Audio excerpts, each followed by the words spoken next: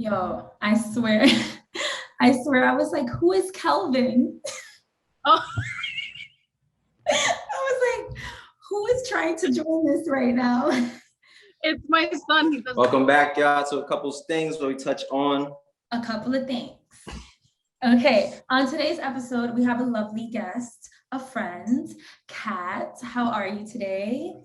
I'm doing really well. Thank you for having me, guys. Here's the first question. What was your childhood like growing up? It was a combination of being held in a lot. Like my parents were like super strict with me specifically as a girl. It was beautiful because I had my older brother with me. My older brother, like the man can't do anything wrong in my eyes. My dad was really strict, still is, and I'm 31. Was it a two-family household? Yeah, it was. My mom and dad Parents, worked together up until my parents got divorced when I was 15. Okay. But my father never left my life. My father still very much, he was just here, still very much present in my life. But you know, I didn't like, I knew what was going on, but I didn't want to I didn't want to believe it. But then when I was like 18 is when I was like, okay, like my parents apart are better than they were together, because there was constant fighting in this house. Like I woke up to it, I went to sleep to it. Like it was such a norm for me that like if my parents weren't fighting, I couldn't sleep. Do you feel think that affected you? now? Do you think that affected? Oh, sorry. Same question. Great minds think alike. Right? Yeah, you know, it definitely did. It has, because I have my dad's temper, and I have my mom's attitude. And a lot of times I was like a real hard ass. Like when it came to like people I dated, I was very like, this is what I want, and if you don't do it, it's over. And I had no problem breaking up with people. I was like, bye, I could get anybody else I wanted. And it was a lot of like reflection that made me realize like, damn, I probably was too hard on a lot of people that like didn't deserve it. You took accountability, basically. That's always the first. Yeah, exactly. But it really stemmed from like my mom really always being like some super like, I'm independent, I don't need nobody, you know, whatever. And then my father not knowing that he was so like relying on his parents so much that he didn't move on with his life because of that. So it made my parents break up. That my father was like willing to not do anything for us, like as far as like moving to maybe a better community or like out of state, and maybe getting us into like good schools and like art schools and like things like that, because he didn't want to be away from his parents. I feel like it's so funny. I feel like you actually answered the second and third part of the question, of the first question, but what is your bonds like with your brother? Oh, that was like one step. It got really bad after that. He like resented me for like shit. I resented him for shit, and it was pretty rough. It's crazy how two people that live in the same household, grew up together with the same parents, have a completely different perception of what's happening in front of them. My mom always told me he was disappointed in me, and it was like, but why? But why? But why? And I hated myself a lot because of it, because my brother in my eyes is like, yeah, God, you know, and it was hard. So I rebelled. I didn't care. I was like, I'm gonna do me. I'm pretty. I have a body. I can get anybody I want. I'm smart. I'm this. I'm that.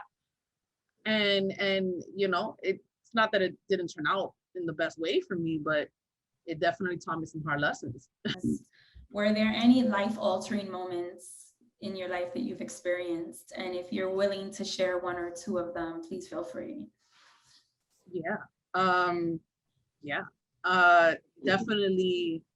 And what did you learn from them? Like now, today, when you think about them? I think my most recent one was my career path. So I don't know if you guys know this, but I was in the animal field for a while. I remember. I'm a vet technician. Mhm. And I thought that that was my path. That is what I have always wanted to do. That's what I was supposed to do. Everybody in my family were like, you're gonna be the doctor of the family, you're gonna be the vet, and you're gonna, and it wasn't until recently that I realized that yes, I love animals and yes, I love to help animals, but is this for me? No. And why is because I realized that in growing up with my father specifically, my father was somebody that he was like the neighborhood doctor. Everybody that had something wrong with their dog, they were calling Douglas. Oh, Douglas, my dog is coughing, he's this, he's that, whatever. Mhm. And my father made sure that I was front and center, right there. At 9 years old, I was sticking my hand inside of a pit bull's mouth to take out a toothpick that he swallowed. So basically, it was his dream. He was right. So I found out later that my grandmother, she had breast cancer, and my father he was in school to be a vet, but like in DR, Mhm. and all his money for his schooling had to go to her treatments and everything. Mhm. He never finished school. So that clicked in my head because like every single hospital I was working at, it was not working out. I was dealing with really nasty doctors, really nasty coworkers. My texts with me were like horrible. They were just, I was getting fired. I quit, I fired, quit, left and right. And I'm like, why is this happening? And then I thought to myself, I'm like, maybe this isn't it for me. And I sat with my brother and I was like, oh my God, Papi conditioned me to finish his dream for him. He took an innocent little girl's love of puppies because I'm a little girl who doesn't love puppies. Exactly. Like, this is what you're gonna do. It's like, no, you like ponies. Be a vet. Yeah. you know?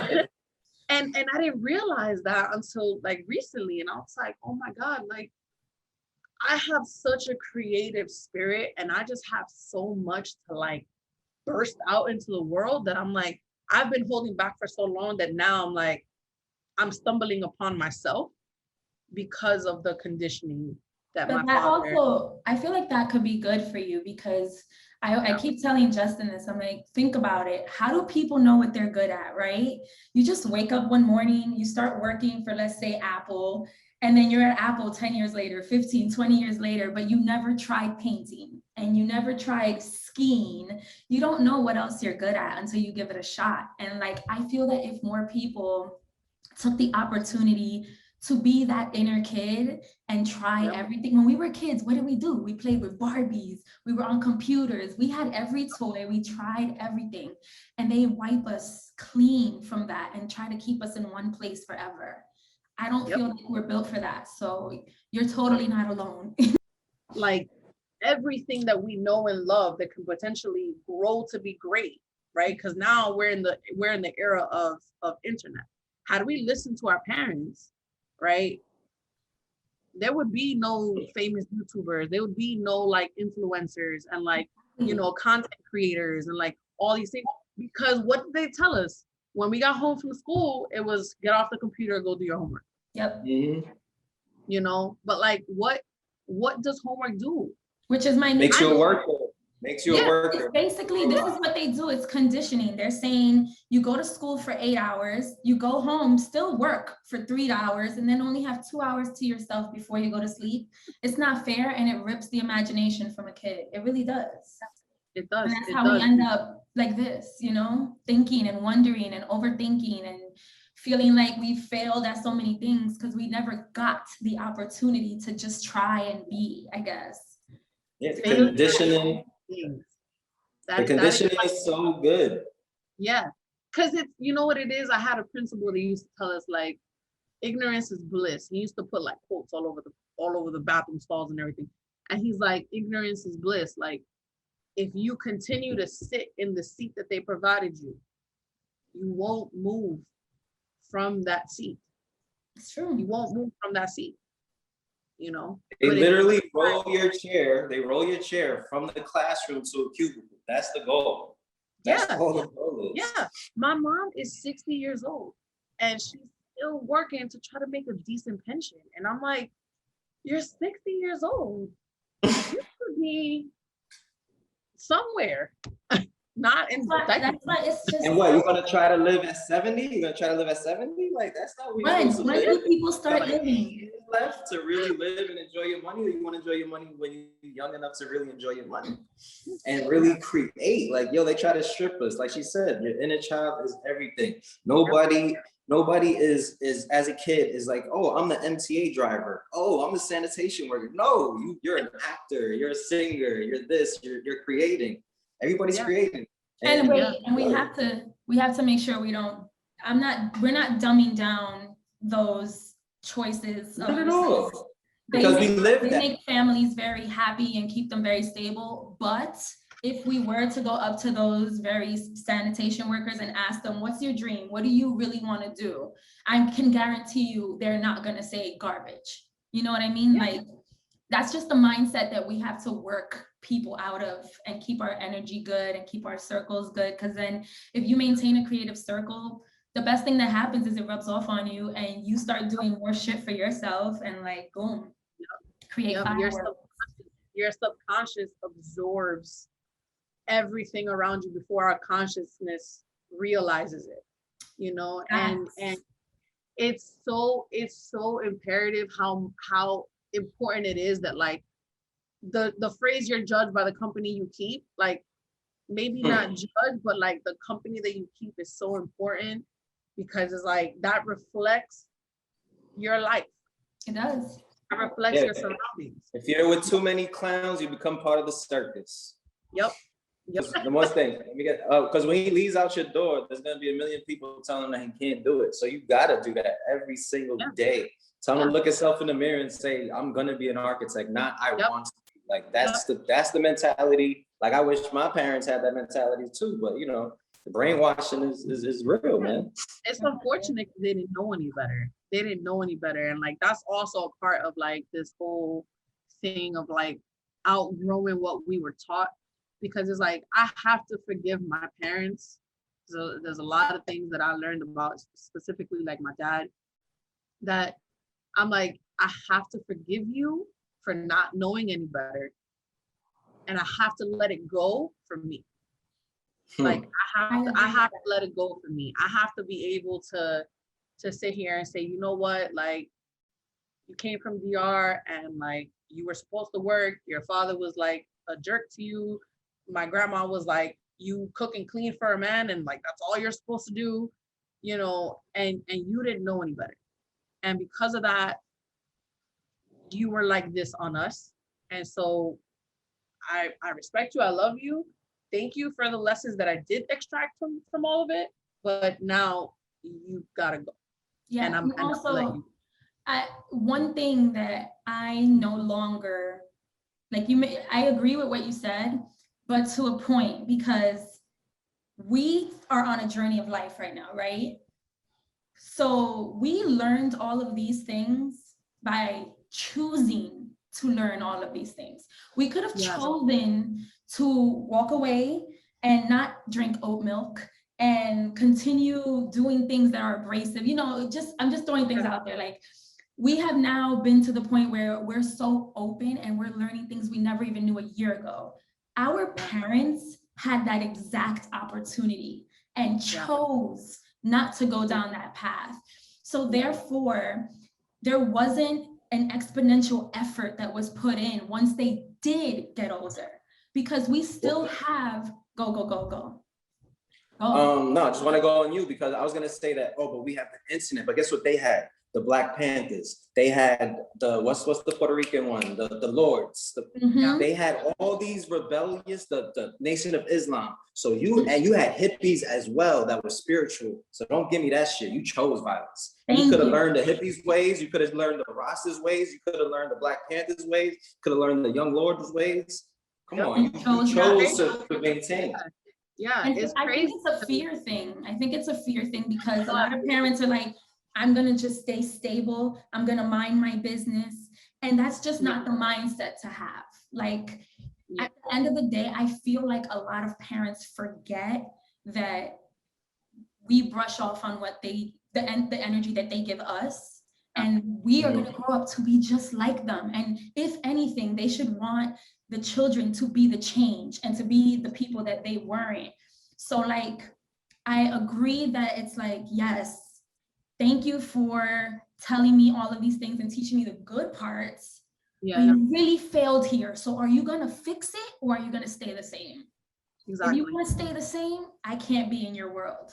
If you want to fix it, I'm here to help because you raised me and you made me born. Like, what's up? Let's do this. I don't want to hear that I'm too old to learn type of situation. No, stop. You're not senile. Stop. I've been trying to figure myself out. Like, I don't know. I didn't know who I was because I was like, well, I was supposed to be in the animal field. I did that, right? That didn't work. Okay, I have a kid. I had a boyfriend, so I'm supposed to marry him.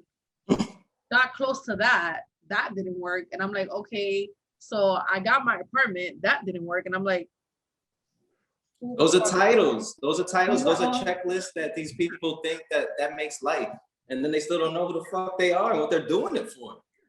And then I found Buddhism, and it was like, oh, you know, and there's been a lot of deconditioning and reconditioning and just, you know, constant like, what am I gonna do?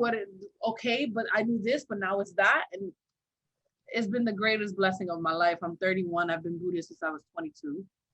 Wow. And I owe everything to my faith. Everything. I love that ties in so are. Perfect with spirituality too. But I love how open you are and how willing you are to figure yourself out. A lot of people aren't like that. And I feel that it takes a lot of courage and a lot of like discipline to really get inside of your head and feel all of the things that people usually suppress on an everyday basis. So like everybody got an Instagram filter on their life. Literally. A lot of crying. A lot of my friends are like, well, I want to meditate. And I'm like, okay. Do you? You can.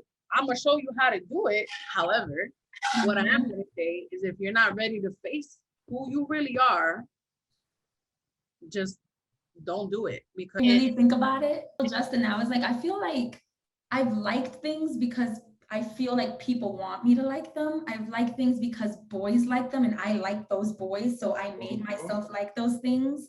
Everything that we've ever liked or wanted or have done has been to impress someone else and never ourselves.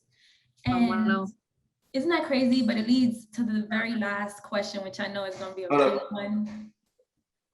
I want to add something before I forget. I'm sorry, baby. Go to the question. I wonder if it's the same thing. Oh, no, it's about your son. It was about your son. And like, if he's getting roasted, just tell him he's doing the right thing because he don't fit into the crowd. And if you don't fit into the crowd, that means you're individual. You're gonna listen to yourself, your own intuition, all that. All my boys roast me, but guess what? That's because one, I know I can take a joke because I know who the fuck I am.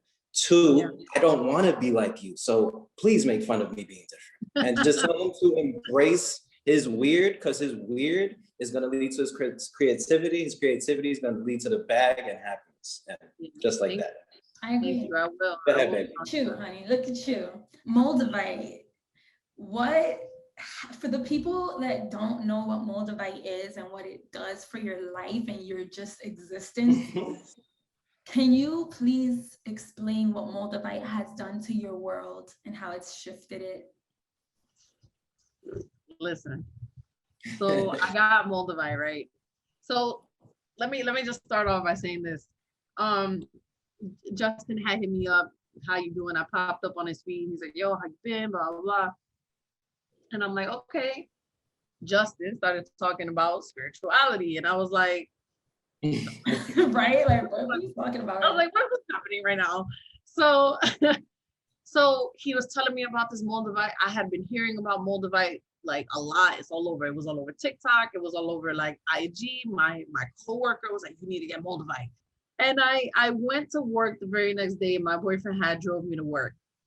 And I'm very, in tune with a lot of things. And I feel that Moldavite had heightened that at that moment. And I was saying my goodbye to him. It was about 9:30 in the morning. So I was going into work at 10. And I like to give myself some time to change into my scrubs and shit.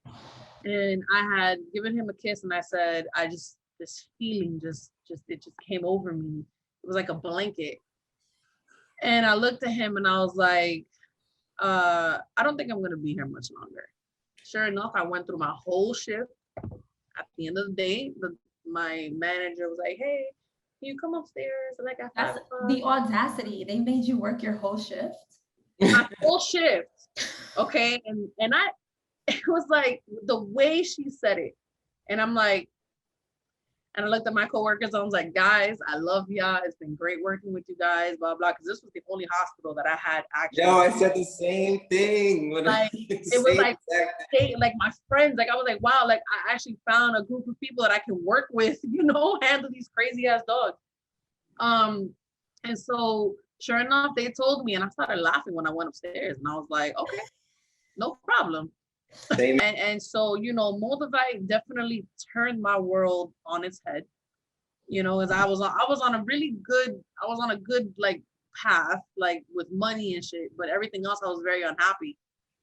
But, it took me to lose my job, and I looked at Moldavite when I got home, and I was like, you little shit.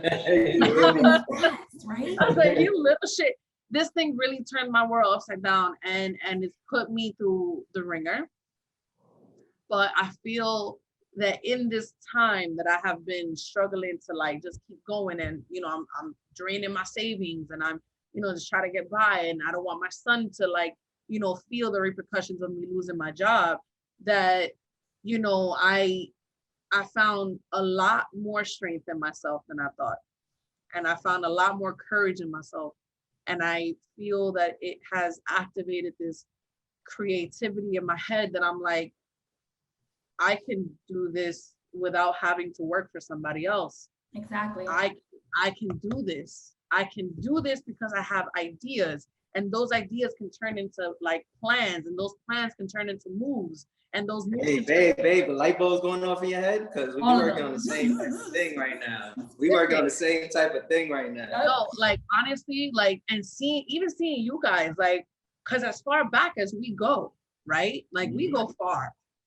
We go top of the rock, we go far, and it's like, even if it was because we didn't know each other for a long time, but we knew each other one time, and that one time made a string, right? And that string, whether it was going to bring us back 10 years from now or now, it always like back. I don't know. We're definitely gonna get cut off at some point. It hasn't. I know it's so yet, but we could send another number just to talk. We don't have to record. But I have an idea, and like as you keep talking and you keep saying that you're creative, I don't want you to leave this Zoom and not get anything from it. So if I could just make a suggestion, you say you're really good at writing, go on poetry.com and get it published. And make poetry books or make ebooks. It costs nothing. I made my journal on freaking Amazon Kindle. I will send you the link. I feel like there are so many people that love those types of books and stuff, and it's a good way to just relieve your past, put it in a book, and then sell it. Sell it. And that's how it starts. And then you just keep doing more from there. Cause I feel like you may have a lot to tell the world. And like, I just get such a good energy from you. I just had to say that. Well, you guys, it's a very spiritual conversation. You guys are on this enlightenment path. But like, I'm shaking. Like I'm shaking because there's just so much energy. Yeah. It's just so much energy. And I'm like my lip is like, and I'm trying to hold it. I'm over here like playing with this little flower thing. And I'm like, I'm just trying to, you know, fidget, because when you communicate with another like-minded individual or multiple, and they're like spiritual, or they're connected, or they're trying to be spiritual, my energy skyrockets. Mine And too. I'm like, let's talk about everything in this. And there's a reason why this video hasn't cut off. We didn't even talk about aliens. Yo, honestly, isn't that so funny? They literally, before I press play, it literally told me that it will cut my video off at 40 minutes. It's been an hour and 12 minutes. Yo, Yeah. and our Zoom wedding was supposed to get cut off. They gave us At 30 unlimited minutes. time. They gave us Wow. a free hour. Yo, Wow. Zoom is into the higher self. They feel the vibes. Yeah, like, you know, Thank you, it's Zoom. just, yeah, thank you. Sponsor Zoom. us. Like my best friends, like I love these girls. I had to take a step back from them, and it really wasn't anything personal. It's just like, yo, I'm just different right now. I'm just different right and now. that's okay. I have to take them in doses. I just have so much energy. I'm just on such a higher consciousness that I'm like, I don't know how to contain it sometimes. You can't care about the shit they care about, and it hurts. Exactly. Yes. You've grown out of that. You've grown out of it, Yeah. and it's okay. Yeah. And then when you want to talk about the shit that you really care about, they don't get it. Yes. And it's not even their fault. And then you just can't relate with them. But no, because think about the friends that have spoken to us that have influenced a conversation, right? Think about a moment where there was something you didn't know and one of your friends put you onto it, and you sat there with open ears and an open mind because you care about that individual and you put effort into that friendship. So people choose to invest their time in you. And if a friend is cutting you off or doesn't want to listen or hear that, the time has passed.